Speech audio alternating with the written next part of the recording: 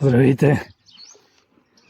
Значи, това е новия ми модел V600 Pro с граден сонар, с който сме на риболов на язовир Бодрово. Разбира се, при нашия голям приятел Бай Пешо, да е жив и здрав, на посреща всеки път. Сега, тук тази лодка, само да покажем, има тук един кукодържач, на който аз си закачвам тежестта. Разбира се, може да се сложи и в двата бункера. Лодката е с много готин GPS, с страхотни функции от ново поколение GPS. И сега искаме да покажем как захранваме и пускаме на точка. В същото време ще наблегнем и на сонара, който е много хубав, до 500 метра. Наистина вграден сонар отдолу под лодката с станция. Нека да покажем и сонарчето. Ето го така. Само да видим. Вижда ли се? Ето го къде е вграден, виждате. Много готино. Няма опасност да се надере, да се удари. Това е фабрично. Затова е V600 Pro. Лодката с сонар. Готови сме за нанасяне. Разбира се, не е лошо да освободим и бигела на макарата. И да вземем дистанционно. Ето това е дистанционното с подсветка. Ще го пуснем. Много готино. Вечер се вижда за жестоко цветен дисплей. Ще пуснем, разбира се, и лодката. Така. Батерийки имаме ли? Имаме. Вчера сме използвали. Батерията е много яка и тук се помещава. 18 000 мАч. Може и с две по-малки да кара.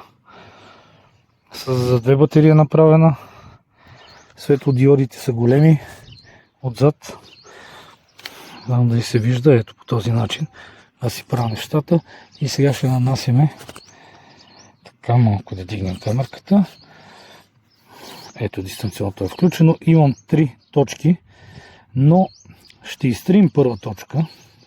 Защото не ни харесва. Ето как изтриваме първа точка. Видяхте, беше жълта, сега стана червена. На водоема ловим и време е да пускаме лодката в действие. Сега изтрихме първа точка. Защо? Защото искам да направя нова точка на друго място. А това място ще е там, далечината има едни, може би на 200 метра, 200 и няколко метра ще я вкараме. Да видим как се държи на такава хубава дистанция. Сонара как работи. Закачили сме отзад куката, сложили сме в двата коша по малко храна. И пускаме лодчицата. Ето така. Идеално. Сега снимем връхчето само да не се оплело. Секундичка. Така. Че малко неудобно тук.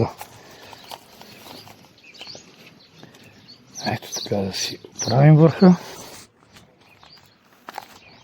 И потегляме. Лодката има две скорости. Това нещо да забележим.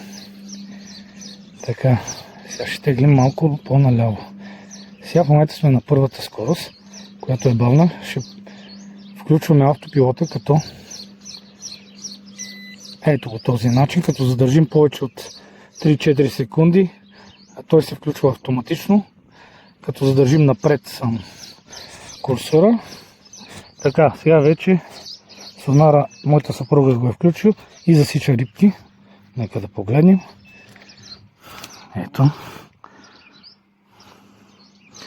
Мисля, че се вижда. Малко насад. Лекичко. Да, чудесно. Чудесно. Има страхотни рибки тук, но ние искаме да идем там, защото има едно жито, което са пуснали. Лодката ни, не знам ли се вижда, вече е на колко метра? На 35-36 метра. Така.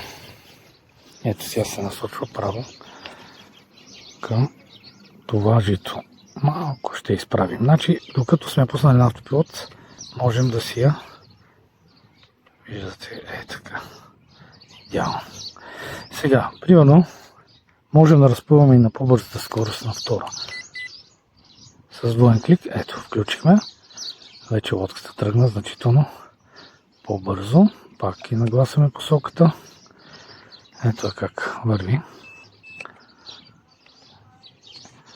Ето и рибките, които се виждат на сонара. Сонара не губи изобщо обхват.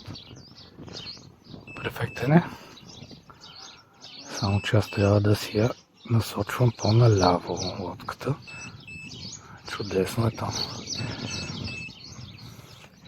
Наистина има много риби, но те не се хранят.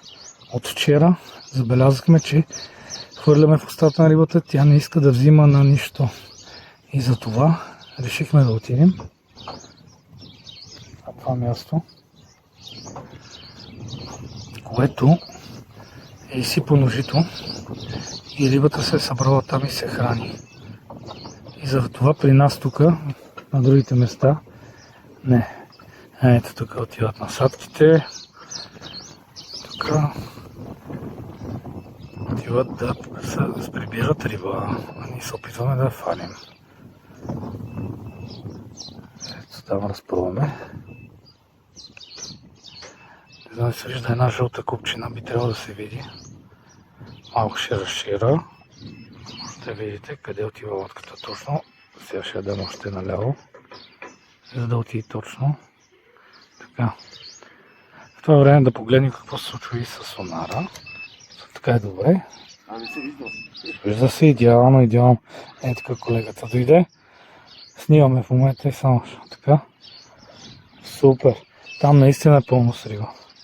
Но тя се държи по-горния слой. Не знам да забелязвате. Аз чакам много горния слой, да. 6-8 метра. 6-8 метра. Хубаво да уча. Вече сме на колко метра? Нека да видим. На 162 метра. 163. Сега малко дясно ще ядем. Нико губене на обхват, нито на лодката, нито на... Ето виждате.